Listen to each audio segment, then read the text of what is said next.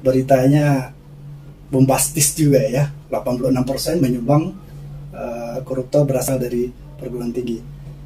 Kenapa nggak dibilang aja sekalian SMA, SMP, bahkan SD ikut menyumbang 100% koruptor yang ada di Indonesia? Karena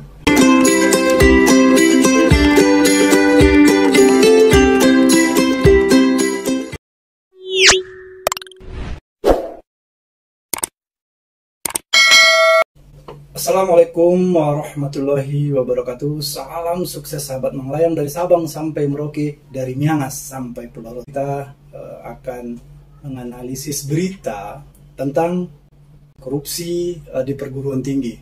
Ya, santer ya. Akhir-akhir ini kita mendengar terjadi korupsi di salah satu perguruan tinggi dan rektornya ditangkap oleh KPK. Saya bacakan beritanya dari detik.com tanggal 28 Agustus 2022 pada hari Minggu dengan judul Wakil Ketua KPK Perguruan Tinggi Sumbang 86% Koruptor.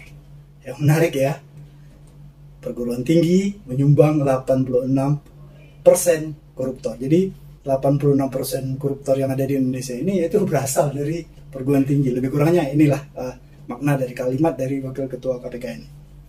Jakarta, Wakil Ketua Komisi Pemberantasan Korupsi, Nurul Gufron, mengatakan perguruan tinggi menyumbang sebanyak 86% koruptor untuk Indonesia. Pernyataan tersebut disampaikan Gufron pada acara pengenalan budaya akademik dan kemahasiswaan bagi mahasiswa baru Universitas Islam Negeri Syarif Hidayatullah Jakarta di gedung Auditorium Harun Nasution.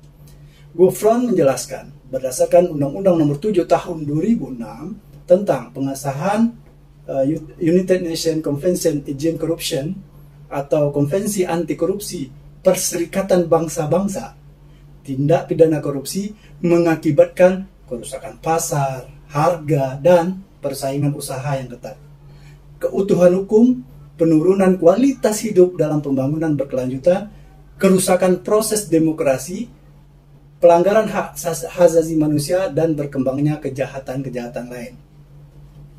Dari berbagai akibat tersebut, perguruan tinggi ternyata ikut menyumbang 86% koruptor.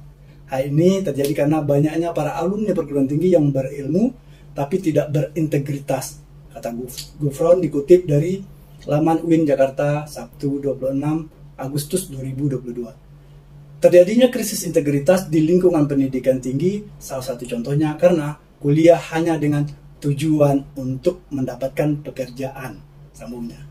Ini menarik ya, sudah mengarah kepada integritas. Menurut Gufron, hilangnya integritas dari pendidikan disebabkan oleh berjalannya tindak korupsi, baik dalam skala besar maupun kecil. Tindak korupsi ini dapat terjadi proses rekrutmen mahasiswa, proses pendidikan tugas akhir, penelitian akreditasi, hingga tata kelola pendidikan. Ia mengatakan, cegah korupsi dengan memperbaiki tata kelola dan komitmen integritas melalui pendidikan anti korupsi. Menyongsong Indonesia Emas 2045, mahasiswa harus memiliki kompetensi, kemampuan, dan karakter integritas yang kuat, kata Gufron. Sebelumnya Gufron menyoal jalur mandiri di perguruan tinggi yang dinilai menjadi celah terjadinya tindak pidana korupsi. Hal ini disampaikan setelah Rektor Universitas Lampung, Profesor Dr. Karomani ditetapkan sebagai tersangka atas kasus penyuapan proses jalur mandiri seleksi mandiri masuk Universitas Lampung atau Simanila. KPK memang telah melakukan kajian dan menilai bahwa penerimaan mahasiswa baru melalui jalur mandiri kurang terukur, kurang transparan, dan kurang berkepastian, kata Wakil Ketua KPK Nurul Gufron dalam konferensi pers di gedung KPK Jalan Kuningan Persada Minggu 21 Agustus 2022. Oke para sahabat sekalian, dari Sabang sampai Merauke, tadi sudah saya bacakan berita dari detik.com yang mengatakan perguruan tinggi menyumbang 86% koruptor di Indonesia. Ini beritanya bombastis juga ya, 86% menyumbang koruptor berasal dari perguruan tinggi. Kenapa nggak dibilang aja sekalian SMA, SMP, bahkan SD ikut menyumbang 100% koruptor yang ada di Indonesia? Karena mereka adalah tamatan perguruan tinggi. Tapi ya sudahlah, kita tidak ingin membahas itu, kita lebih masuk kepada substansi. Sahabat sekalian, kita melihat ini terjadinya korupsi di perguruan tinggi yang merupakan sumber intelektual ya bagi anak-anak kita yang diharapkan akan mengisi perjuangan bangsa dan negara ini ke depan, yang akan membentuk dan arah bangsa Indonesia ke depan. Tetapi kalau dari perguruan tinggi, dari masuknya mereka sudah bermasalah, tentu sulit kita harapkan bisa mewujudkan cita-cita bangsa Indonesia, mewujudkan masyarakat adil dan makmur, dan tentunya sejahtera. Para sahabat sekalian, kita lihat penyebab korupsi berdasarkan teori Jacques Boulons. Dia menyebutkan korupsi itu dengan GONE: greed, opportunity, need, dan expose. Jadi dalam teori Jack ini mengatakan korupsi itu berasal dari greed, ya, ada kerakusan di situ. Kemudian ada opportunity, ada peluang, ada kesempatan untuk melakukan korupsi, dan diperkuat adanya need, kebutuhan. Jadi di saat peluang itu terbuka, ada kebutuhan yang harus dipenuhi, maka greed ini yang memang sudah ada dalam diri manusia tidak bisa lagi dikontrol. Dia akan lepas, maka terjadilah yang namanya korupsi. Oleh karena itu, tentunya kesempatan ini menjadi hal yang fokus untuk diperhatikan. Bagaimana peluang-peluang terjadi korupsi ini bisa dicegah munculnya. Kemudian berbicara tentang Indeks Korupsi Indonesia. IPK, Indeks Persepsi Korupsi Indonesia sekarang berada di angka 38 dari skala 100. Ya. Jadi 0 adalah bersih, 100 adalah paling tinggi. Jadi kita cukup besar ini, berada di angka 38 dan menjadi peringkat 96 dari 180 negara yang dilakukan penilaian di dunia. Nah, para sahabat sekalian, apa yang menjadi solusi? Tadi sebenarnya sudah disinggung oleh Wakil Ketua KPK. Salah satu solusinya adalah tentunya integritas. Bagaimana meningkatkan integritas pejabat negara, penegak hukum, dan lain sebagainya, sehingga dia mempunyai integritas menjalankan sesuai dengan tugas dan amanah yang dia emban. Oke, para sahabat sekalian, kita berbicara tentang integritas. Tentunya integritas itu merupakan kesesuaian perkataan dan perbuatan. Ya. Jadi kalau bilang A, maka dilakukan adalah A. Kalau berkata B, maka yang dilakukan adalah B. Jangan berkata A, tapi yang dilakukan adalah B. Kemudian perkataan tersebut sesuai dengan etika. Dan tentunya akhirnya perbuatan yang dilakukan sesuai dengan etika atau norma yang sudah ditetapkan. Oleh karena itu tentunya jika Anda melakukan korupsi atau siapapun yang melakukan korupsi, maka itu akan melanggar etika. Kalau seseorang melakukan korupsi, maka jelas kalau kita definisikan integritas tadi, dia tidak berintegritas. Jadi salah satu kuncinya untuk mencegah korupsi adalah memperkuat integritas anak bangsa yang dimulai di dunia pendidikan. Saat mereka jadi siswa, mahasiswa, ini bagaimana kita menanamkan supaya mereka mempunyai integritas yang kuat, ini menjadi bagian penting menurut saya.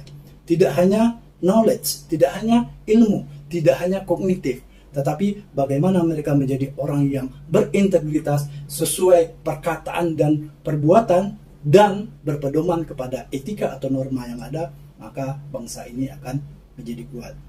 Oke, para sahabat, tadi Wakil Ketua KPK mengatakan kalau terjadi korupsi di perguruan tinggi oleh seorang rektor yang ditangkap oleh KPK. Nah, pastinya tidak semua rektor berperilaku seperti itu. Saya meyakini masih sangat banyak rektor-rektor yang berperilaku baik dan bahkan berintegritas tinggi seperti yang kita bahas dalam bahasan awal tadi. Saya kasih contoh, Sartono Hadi Sumarto. Beliau adalah ketua STPDN atau setara dengan rektor, merupakan ketua STPDN yang pertama. Banyak hal mereka contohkan kepada kita tentang integritas. Apa fakta yang terlihat dari Bapak Sartono? Kami ingat pada saat beliau habis masa jabatannya jadi Bupati Kampar, beliau dikasih mobil tetapi ditolak. Dia tidak mau menerima pemberian mobil tersebut. Kemudian pada saat menjadi rektor, dia mengembalikan sisa uang SPPD kepada bendahara. Ini contoh, dia tidak mau mengambil yang bukan haknya. Kemudian pada saat pelaksanaan pembangunan di STPDN di Jatinangor, dia bisa melakukan efisiensi sehingga ada dana berlebih dan dana tersebut dikembalikan kepada negara. Kemudian fakta lain dari integritas dari Bapak Sartono, pada saat banyak pihak ya yang ingin kampus STPDN yang begitu luas itu dipagari supaya apa? Mahasiswa atau praja yang tinggal di dalam kampus itu tidak berkeliaran keluar sehingga gampang memantau. Tapi beliau menjawab apa? Yang memagari praja itu adalah diri mereka sendiri. Jadi tidak perlu diberikan pagar yang begitu luas. Kalau mereka memang tidak mempunyai pendirian dan ingin kabur, mereka ada aja jalannya. Tetapi kalau pagar itu sudah ada di dalam dirinya, maka tanpa dibatasi, tanpa diberi pagar pun, mereka tidak akan kemana-mana dan melaksanakan aktivitas sesuai dengan yang sudah ditetapkan. Kemudian fakta yang lainnya, mereka merupakan benar-benar orang yang hidup sangat bersahaja, sangat sederhana. Sehingga para sahabat sekalian, Mayor, pada saat itu dia berangkatnya Brigjen Pak Sartono ini, Mayor yang tinggal di sebelahnya tidak mengetahui kalau rumah yang di sebelahnya itu adalah jenderal. Ya, ini menunjukkan bagaimana kesederhanaan hidupnya. Kemudian dia tidak mau mempergunakan ajudan kecuali untuk upacara, dan sahabat bisa lihat sendiri dengan kondisi sekarang saat ini sangat berbeda ya.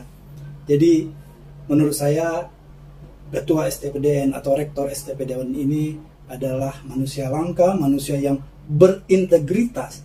Kalau kata Bung Karno mengatakan berilah saya 10 pemuda, ada 10 orang saja seperti Bapak Sartono Hadi Sumarto ini, maka saya yakin Indonesia bisa akan jaya.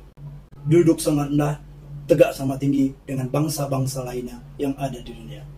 Selamat siang sahabat semuanya, semoga sehat selalu. Assalamualaikum warahmatullahi wabarakatuh.